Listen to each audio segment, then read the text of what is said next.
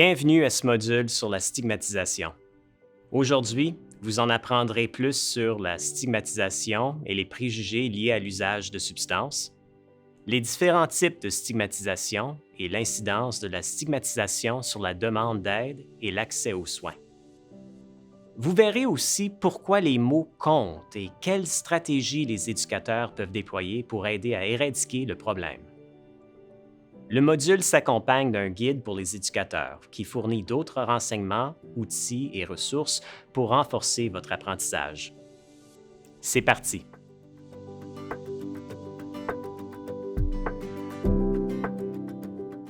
La stigmatisation prend place quand une société dévalorise ou discrédite un groupe de personnes ayant un attribut commun, comme la couleur de la peau ou le poids. Elle est véhiculée par les préjugés et la discrimination fondés sur les stéréotypes à propos du groupe visé. Ces stéréotypes concernent parfois l'âge, un handicap, la religion, l'identité de genre, l'orientation sexuelle ou le fait d'être une personne racialisée, autochtone ou sans-abri. Chaque expérience stigmatisante devient un frein à la pleine participation en société. Les personnes qui font l'usage de substances sont très stigmatisées.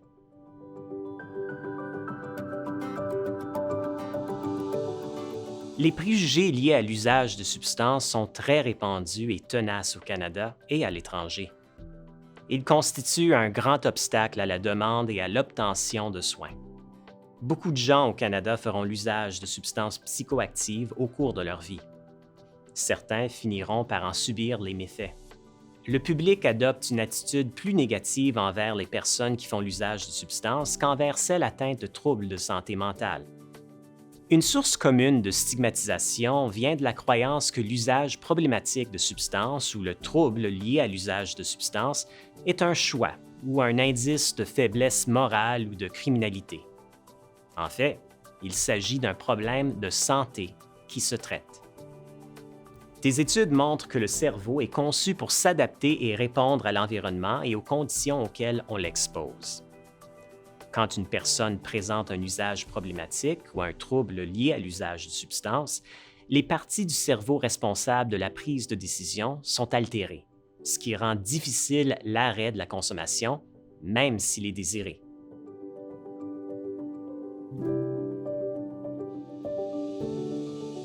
La stigmatisation est présente et néfaste à tous les niveaux de la société. Elle prend trois formes. La stigmatisation structurelle, qui découle des politiques et des pratiques des institutions et des organisations sociales, y compris les universités et les écoles. La stigmatisation sociale ou interpersonnelle, qui vient de la famille, des amis ou d'autres personnes. Et l'autostigmatisation. On peut aussi subir une stigmatisation dite combinée ou intersectionnelle. La stigmatisation structurelle s'observe quand une société dévalorise les membres d'un groupe précis et que cette dévalorisation est reproduite et légitimée par des institutions, des politiques et des pratiques discriminatoires. Cela crée des inégalités, notamment dans l'accès aux soins de santé, au logement, ainsi qu'aux possibilités de formation et d'emploi. Un exemple de stigmatisation structurelle serait le fait d'ignorer les personnes qui consomment des substances ou de ne pas leur donner accès à des soins. La stigmatisation sociale ou interpersonnelle s'observe dans les interactions sociales quotidiennes, entre autres sous forme d'attitudes négatives envers les personnes faisant l'usage de substances ou de mots négatifs dans les discussions à leur sujet. Les parents, le personnel enseignant, les entraîneurs et les pairs peuvent tous contribuer à la stigmatisation sociale, parfois sans même en être conscients. La stigmatisation sociale peut, entre autres, se manifester des façons suivantes. Emploi d'épithètes négatives souvent entendues comme toxicomane ou poteux et d'injures homophobes ou racistes.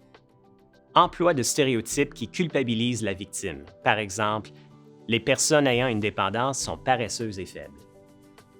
Négligence ou exclusion. Idée de supériorité quand on pense ou on dit que les gens ne sont pas normaux ou pas comme nous.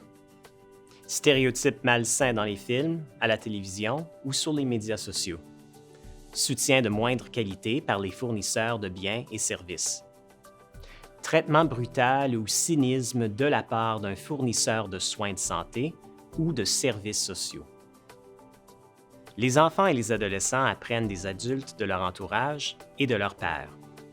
Il est important de leur donner l'exemple en adoptant un langage et des comportements non stigmatisants. L'autostigmatisation se produit quand une personne intériorise des idées négatives à son propos. C'est l'une des conséquences psychologiques et émotionnelles de la stigmatisation. L'autostigmatisation cause de la honte, une faible estime de soi et un désir de garder secrète la source de stigmatisation en faisant l'usage de substances en cachette, par exemple. Elle peut générer un sentiment de désespoir, de culpabilité ou d'isolement. La stigmatisation combinée ou intersectionnelle survient quand les causes sont multiples. Elle touche notamment les enfants et les jeunes racialisés, 2SLGBT, QQIA+, ou atteints de troubles de santé mentale ou d'un trouble lié à l'usage de substances. La stigmatisation est un grand obstacle au bien-être et à la santé parce qu'elle décourage les gens de demander de l'aide. Elle contribue d'ailleurs au prolongement du trouble lié à l'usage de substances et génère un risque accru de récidive. Quelles sont ses conséquences sur la demande et l'obtention de soins?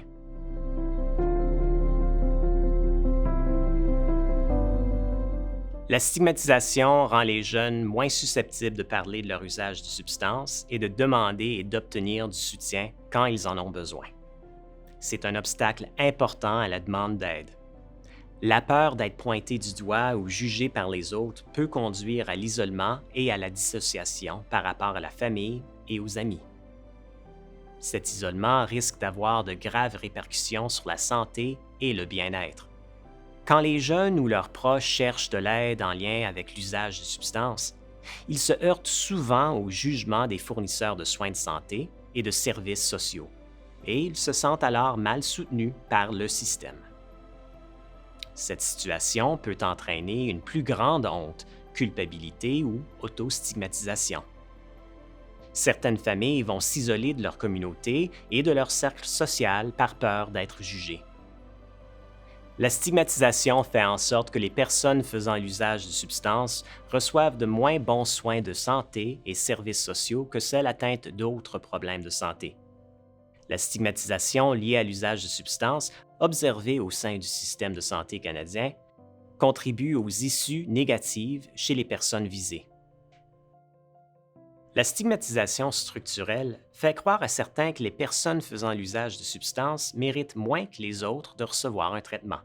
Cette perception réduit parfois le nombre et la diversité des ressources proposées, y compris le financement des services de réduction des méfaits. Chez les jeunes et les familles en recherche de traitement, cela peut renforcer l'idée qu'ils ne méritent pas autant leurs soins que ceux atteints d'un autre problème de santé, comme le cancer ou le diabète.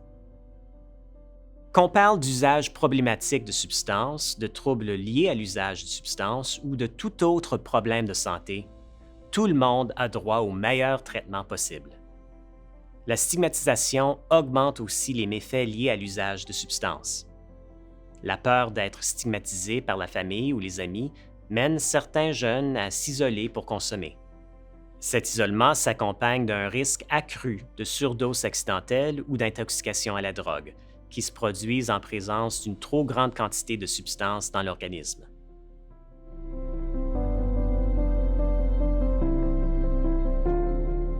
Chaque mot compte dans la lutte contre la stigmatisation.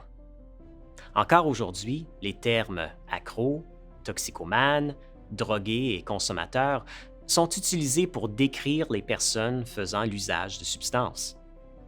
On ne devrait pas appeler les jeunes présentant un usage problématique ou un trouble lié à l'usage de substances des toxicomanes. Leur consommation ne les définit pas. Le recours aux épithètes négatives est un enjeu de premier ordre et contribue au maintien de la stigmatisation à tous les niveaux. Il faut du courage pour dénoncer les expressions stigmatisantes. Les éducateurs sont particulièrement bien placés pour changer les mentalités en prenant la parole. Quand on lutte contre la stigmatisation, on crée un espace sûr pour que les jeunes racontent leur histoire, développent une compréhension mutuelle et ressentent de la compassion. L'utilisation d'un langage axé sur la personne d'abord est un premier pas dans cette direction. Il s'agit de reconnaître la personne avant de décrire ses attributs ou son état de santé.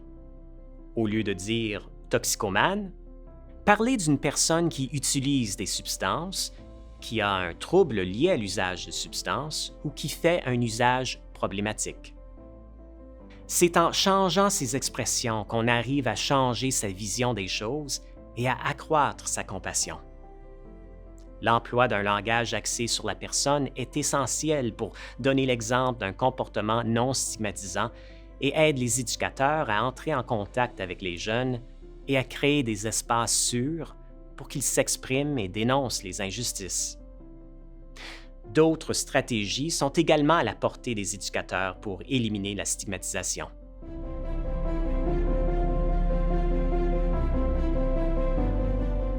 Le fait de pouvoir compter sur des adultes bienveillants, ouverts d'esprit et attentifs aide les jeunes à se sentir pris en compte et écoutés. Les stratégies suivantes aident à lutter contre la stigmatisation. Démanteler les préjugés et les stéréotypes en faisant de la sensibilisation, en éduquant les gens autour de vous et en adoptant un langage et des comportements non stigmatisants. Expliquer qu'un trouble lié à l'usage de substances est un problème de santé qui n'a rien à voir avec un choix ou une faiblesse morale.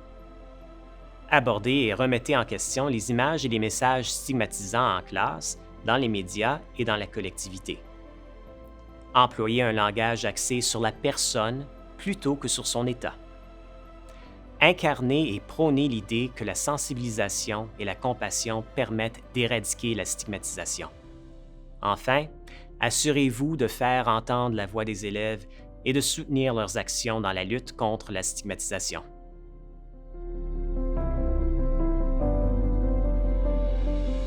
Voici les principaux points à retenir de ce module. Les préjugés liés à l'usage de substances sont répandus. La stigmatisation existe à 3 niveaux: structurel, social ou interpersonnel et personnel. La stigmatisation est un enjeu complexe. Il arrive que les enfants et les adolescents en subissent plusieurs formes à la fois. C'est ce qu'on appelle la stigmatisation composée ou intersectionnelle. La stigmatisation est néfaste et fait obstacle à la demande d'aide. Chaque mot compte, et le langage est un puissant outil de changement. En employant des expressions axées sur la personne, on reconnaît la personne avant son état. Les éducateurs qui adoptent un langage et des comportements non stigmatisants ont une influence positive. C'est ce qui conclut le module. Pour renforcer votre apprentissage sur le sujet, consultez les renseignements et ressources supplémentaires du Guide pour les éducateurs.